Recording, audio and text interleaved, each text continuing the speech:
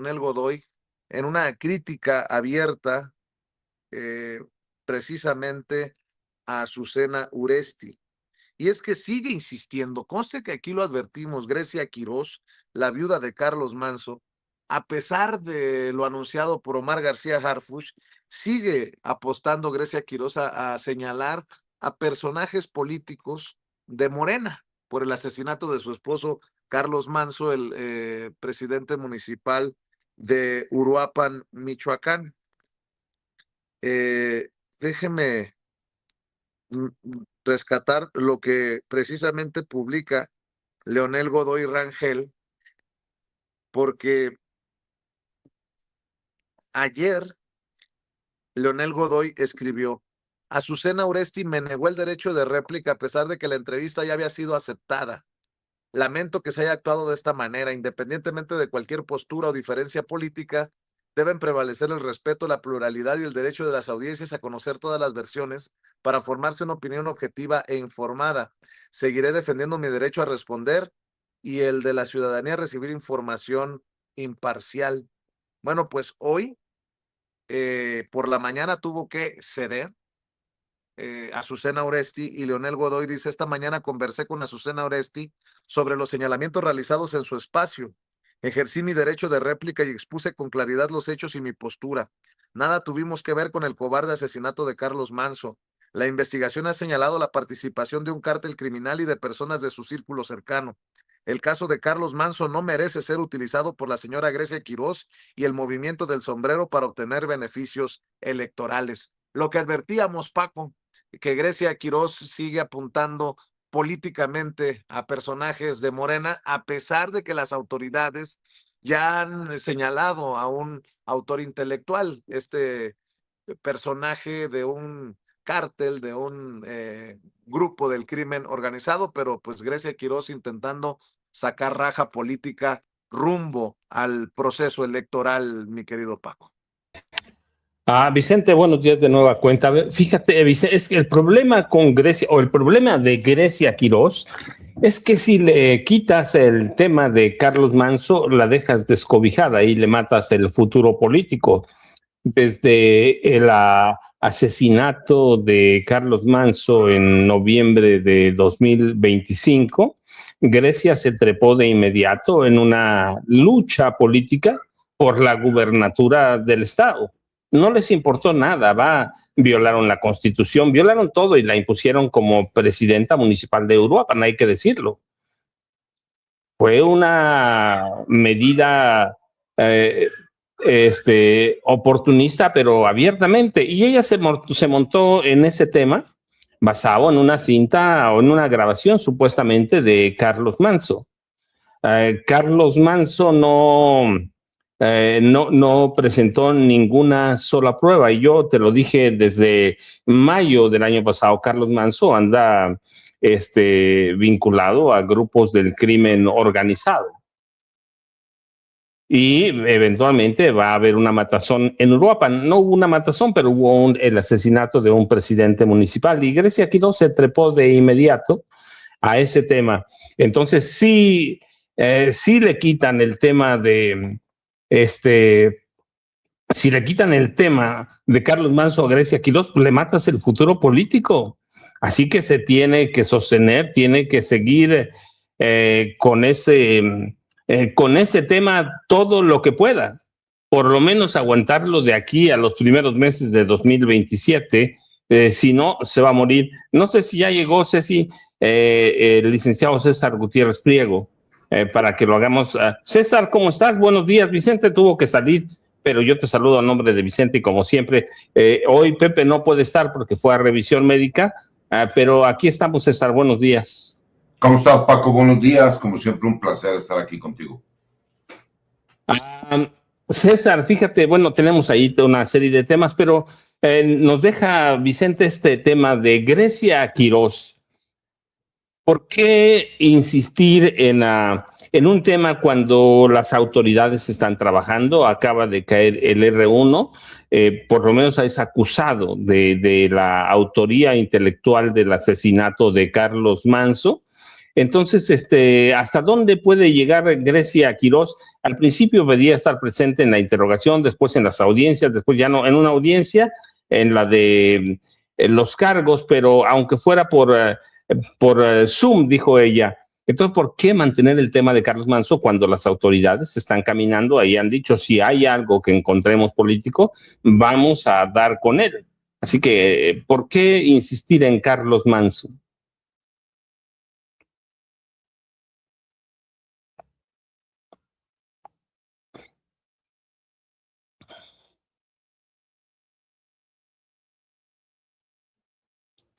¿Cómo que se desconectó? Se rompió el enlace, ¿verdad, Ceci? Vamos a intentar recuperarlo inmediato, que se enlace de nueva cuenta al licenciado Gutiérrez Pliego. Pero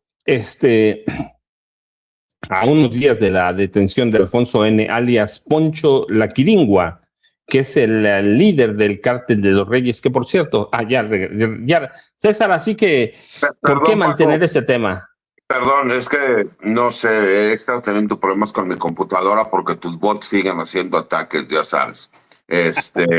Oye, no, ya hablando en serio, creo que de las pocas personas que había yo escuchado en algún momento que dijo que Carlos Manso tenía nexos con grupos criminales, fuiste tú. Eso lo recuerdo porque lo tuvimos en alguna plática hace algunos meses. Incluso yo señalé que, bueno, yo no tenía a lo mejor esa información. Hoy que estuve viendo hay algunos videos en donde se ve a Carlos Manso con otro líder criminal que además acaba de ser detenido hace unos días. Y me parece que es lamentable, y lo habíamos comentado, ¿no? ¿Cómo es posible que Grecia Quirós salga a decir públicamente que quiere encontrarse presente en las audiencias y que solicita que el secretario de Seguridad y el Gabinete de Seguridad lo autoricen, cuando eso es un derecho que le otorga el Código Nacional de Procedimientos Penales y que ella no tiene ni siquiera que solicitar autorización? Lo único que menciona es la forma en cómo ella va a comparecer, porque ella es víctima indirecta y además está reconocida así dentro de la causa penal que se está llevando por el asesinato de Carlos Manso. Lo que pasa es que me parece que ha dado un giro la investigación, pero un giro positivo. Nunca se pensó, o por lo menos en México, es poco probable que se detengan los autores intelectuales de un delito como un magnicidio en este caso. No sé si propiamente es un magnicidio, pero manejémoslo como lo que sucedió con Luis Donaldo Colosio en su momento, que al día de hoy seguimos esperando que nos digan quién fue el autor intelectual, ¿no? Y nos siguen hablando de que supuestamente hubo un homicida que un día se levantó y se le ocurrió querer asesinar al candidato. Eso me parece que hay que reconocérselo al gobierno de México, al Gabinete de Seguridad, por supuesto, los operativos que se han estado llevando a cabo a las fuerzas especiales, los famosos murciélagos del Ejército Mexicano, que han sido contundentes en el trabajo y las investigaciones para ejecutar las órdenes de aprehensión. El problema, y como bien lo señalabas tú, Paco, han politizado este tema. Yo siempre dije que la presidenta municipal Grecia Quirós, no entendí por qué llegó ella a tomar el cargo en lugar de Carlos Manso. Debió haber sido por medio de un acuerdo político, violando toda la ley, porque pues ella no era la suplente de Carlos Manso. Y me parece que es importante hacer el señalamiento porque esto ya se ha ido de una investigación criminal a tratar de sacar un beneficio de carácter político. Y creo que ese ha sido el grave problema en México. El problema de los delitos del orden criminal que se terminan politizando y las cuestiones políticas que se terminan criminalizando, ¿no? Yo incluso hoy en mi columna explico cómo el hecho de una cuestión muy sencilla, ¿no?, que hay detrás de la detención del R1 y cómo una resolución judicial determinó la pérdida de la vida de Carlos Manso. Y es así porque para todos aquellos que en algún momento dijeron que por qué se llevaba a cabo la reforma del Poder Judicial, era por este tipo de juezas y de jueces que terminaron dando resoluciones a favor de criminales, y que no es un tema menor porque no dejaron en libertad a este personaje, a Ramón Ángel Álvarez Ayala, el R1 o el Moncho, cuando tú tienes conocimiento que en el año 2012, igual, elementos de las Fuerzas Especiales del Ejército Mexicano lo detuvieron y además lo tenían perfilado como el número 2 del cártel Jalisco Nueva Generación. Y el hecho de que esta jueza del estado de Jalisco, de procesos penales federales, no se agarró de alguna situación de un indebido proceso, no señaló una dilación, no, para ella emitió una resolución en donde este personaje era inocente y no culpable de ninguna de las imputaciones que le habían realizado. Y cómo esa decisión judicial repercutió hasta el día de hoy para pues que se diera el asesinato de Carlos Manso y que además este personaje, Ramón Ángel Álvarez Ayala, el R1, ordenaron un sinnúmero de asesinatos como el de este influencer del estado de Jalisco. Y cómo es tan trascendente el hecho de que esas resoluciones que pues nada más ven a lo mejor un documento, un papel, o ven una audiencia, ¿no? Porque pues esto viene todavía del anterior sistema, termina causando repercusiones al día de hoy y que esa corrupción no se puede olvidar y que ojalá existieran investigaciones en contra de todos estos personajes corruptos, tanto del Poder Judicial como de cualquier otra fiscalía, ¿no? Porque esto viene desde la extinta PGR y Fiscalía General de la República. Y que lamentablemente, por ese tipo de sucesos, cuando nos dicen, es que ¿por qué seguir hablando del pasado? Es que lamentablemente las malas decisiones del pasado nos siguen alcanzando hasta el día de hoy, mi querido Pepe. Fíjate, yo estoy es cierto, usan el nombre de Carlos Manso y asesinato, que es además salvaje y es cobarde, no importa que yo piense o que se haya documentado, quien no haya documentado que pertenecía o por lo menos tenía vínculos con grupos de crimen organizado. El asesinato no se justifica. Como tampoco se justifica usar la figura de una persona que haya sido asesinada con fines políticos.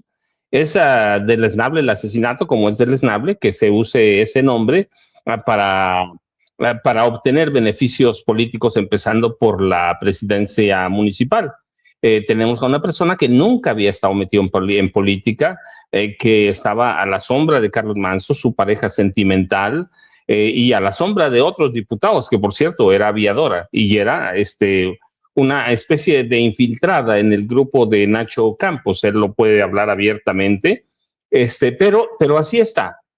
Pero así está. Lo que hay que destacar, y tiene razón César, es que las fuerzas de seguridad, y en este caso la Secretaría de Seguridad y Protección Ciudadana, acaban de dar un golpe serio, detener a un autor, al autor intelectual de un crimen.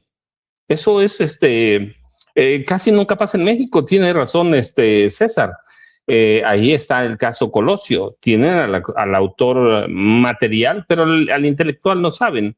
Entonces podemos especular mucho, pero yo lo que digo, César, es que le van a quitar la bandera a Grecia Quiroz. Pero fíjate, yo iba a mencionar otra cosa, César, es que de pronto la gente me preguntó ayer, oye, pero ¿cómo que los cárteles, los reyes? Pues ¿cuántos cárteles hay?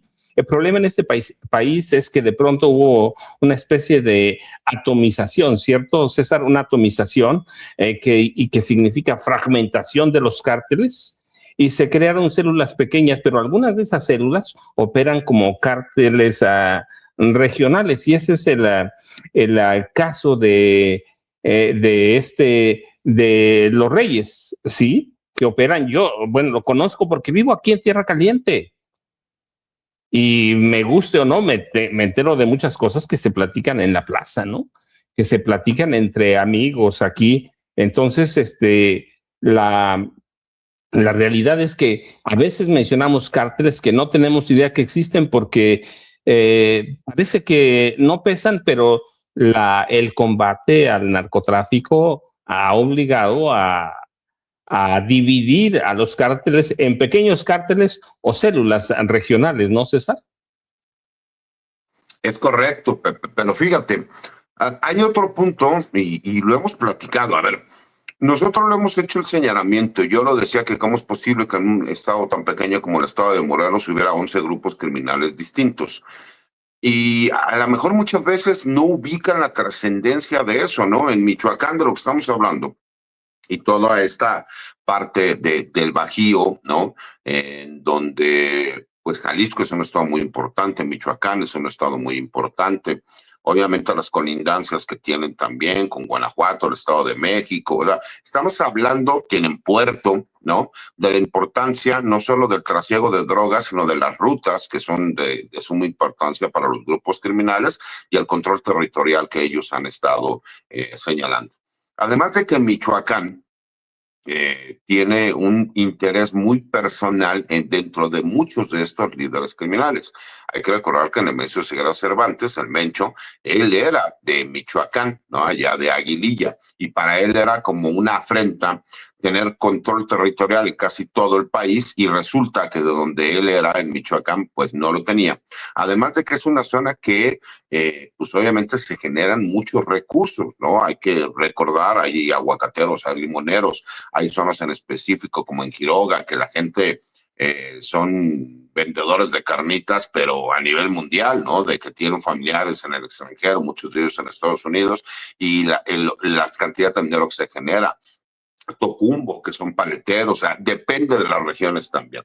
Todas estas fragmentaciones, ¿no? Que en su momento lo hablamos y que era el descabezamiento que querían llegar a presumir en su momento Felipe Calderón, y que lo hemos señalado en diversos programas, no es posible que cuando tú ubicas que existen 8 o 9 grupos criminales de presencia nacional e internacional en el país, y empiezas con el descabezamiento, que además ninguno de ellos sigue en prisión en México, fíjate, ¿no? Para todos aquellos que presumen tanto su guerra contra el narco, y que de repente lo que hiciste fue fragmentar esos grupos. Entonces sus grupos, a lo mejor muchos sí tienen la capacidad para seguir pasando toneladas hacia los Estados Unidos o enviarlas hacia Europa, ¿no? De cocaína, o ahora las drogas que existen, que vienen de Asia hacia México, ¿no?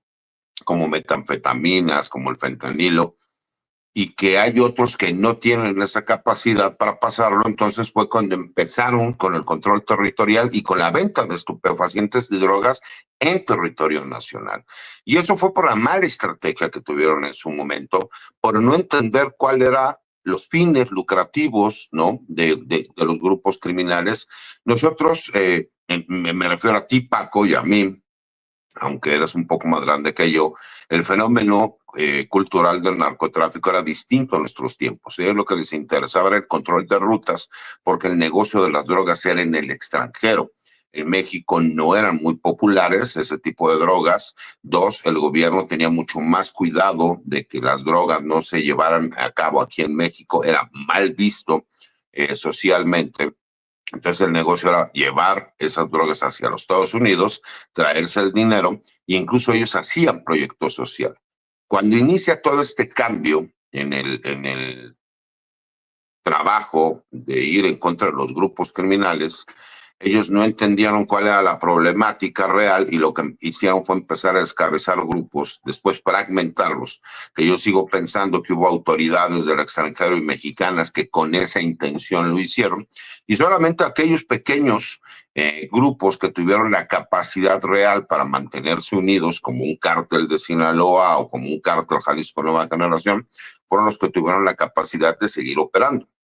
Pero todos aquellos otros grandes grupos que en algún momento fueron grandes, como el Cártel del Golfo o posteriormente los Zetas, pues han ido mutando a otros grupos, se han ido fragmentando, y entonces vemos también la problemática y la lucha, pues por cada centímetro de las regiones que a ellos les interesa controlar, y vimos cómo fue mutando del control de tráfico de drogas para las rutas hacia los Estados Unidos, a que ahora a todas las actividades criminales ellos son los que necesitan estar en control. Entonces cada vez se volvieron más violentos, se volvieron más agresivos, y ahora quieren cobrar por cualquier cosa, ¿no? Al grado de lo que hemos visto en el Estado de México o incluso en Michoacán, pero en específico más en el Estado de México, que todos los servicios, como el pollo, ya lleva un impuesto del crimen organizado, la carne de puerco ya lleva un impuesto del crimen organizado, el transporte ya lleva un impuesto por parte del crimen organizado, y que eso ha sido pues derivado también de estas luchas fragmentadas, ¿no?, que han estado realizando, en donde pues ahorita tenemos por lo menos ubicados más de 72 grupos a nivel nacional, y puede que existan algunos otros que tienen control territorial y que no los ubiquemos dentro del plano nacional.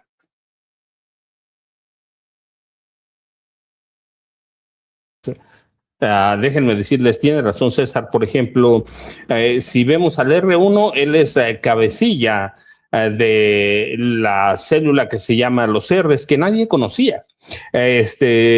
La Quiringua, Alfonso N. de los Reyes, y si lo ven ustedes en el análisis, no existen esos grupos, pero son grupos que sí existen, que son poderosos, porque tomaron el control regional. Y César ponía bien el ejemplo de Morelos, que es lo mismo que está pasando en Michoacán. La caída del Mencho en Michoacán ha fragmentado a los grupos. En Morelos, todos los grupos después de los Beltrán, de la caída de Arturo Beltrán Leiva, están fragmentados. Así que eso vamos a ver, pero finalmente, César, ¿cuál es el futuro cercano que tú le ves a este problema? Fíjate que soy optimista en muchos puntos, mi querido Paco. Lo que habíamos o hemos estado comentando, ¿no? Yo sí veo que los resultados que se han estado realizando por parte del Gabinete de Seguridad, la forma operativa, el intercambio de información, como pongamos de ejemplo lo que ha ocurrido desde la semana pasada a esta, con el gran número de detenciones y decomisos que se han estado llevando a cabo, para que salga el mismo gobierno de Estados Unidos, el embajador de los Estados Unidos, a reconocer el trabajo, ¿no? Obviamente señala conjunto, porque es una realidad, sí es un trabajo conjunto.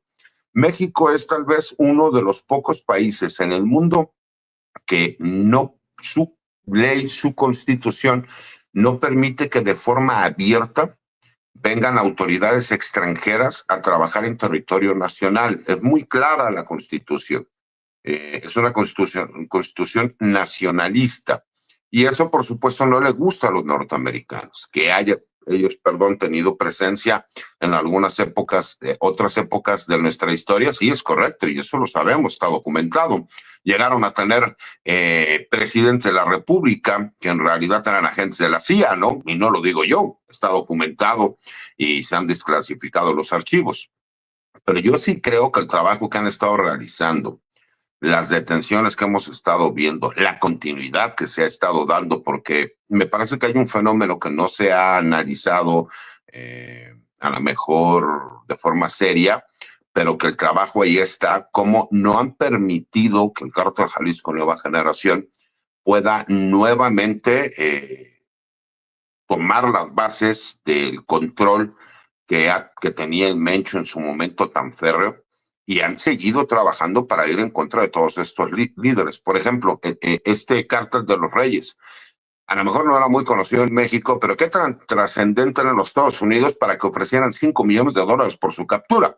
Y tú sabes que los gringos sí pagan ese dinero, y además que sí ponen interés en estos grupos criminales que a lo mejor, como los grupos criminales de la vieja escuela, no serán muy conocidos públicamente, pero dentro del bajo mundo criminal sí son muy conocidos y las autoridades los ubican perfectamente.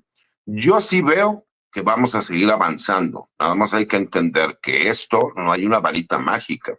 Esto tiene que seguir siendo paulatino y que nosotros vamos a seguir viendo trabajo. Y todo ese trabajo va a terminar obviamente en operativos y detenciones, pero que necesitamos una Fiscalía General de la República que esté a la altura de las circunstancias, y fiscalías generales de justicia estatales que estén a la altura de las circunstancias, porque de nada nos sirven que los militares, los marinos, los policías, ¿no?, estatales, municipales, de investigación, ministeriales, que sí son decentes, que sí trabajan para ayudar al país y a la ciudadanía, pues cuando los presentan ante los juzgados, ya sea por pifias o ya sea por corrupción, terminan en libertad. Eso me parece sumamente importante, mi querido Paco, pero sí soy optimista, sí veo trabajo serio, sí veo trabajo profesional, sí veo incluso trabajo político, ¿no? Porque por un lado le tiran a México y dicen no es nuestro amigo, no es nuestro socio, pero por el otro lado lo reconocen, porque el trabajo es tan bueno que no puedes dejar de reconocerlo, porque si no lo reconoces,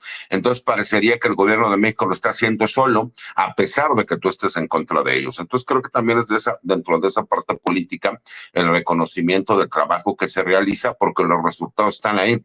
Y yo lo decía, en estos menos de 2 años hemos tenido los mejores resultados de los últimos 40 en la lucha contra el crimen organizado, ¿no? Y eso me parece que también es de reconocerse.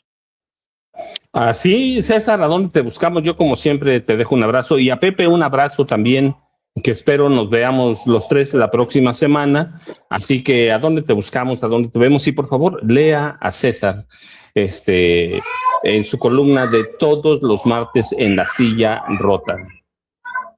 Pues mi querido Paco, como siempre agradecido, los invito a que me sigan en mi cuenta de X, que es @sargutipri, a mi cuenta de TikTok como @sargutipri1, y obviamente en los espacios libres, como Sin Censura, todos los martes aquí en la mesa de seguridad.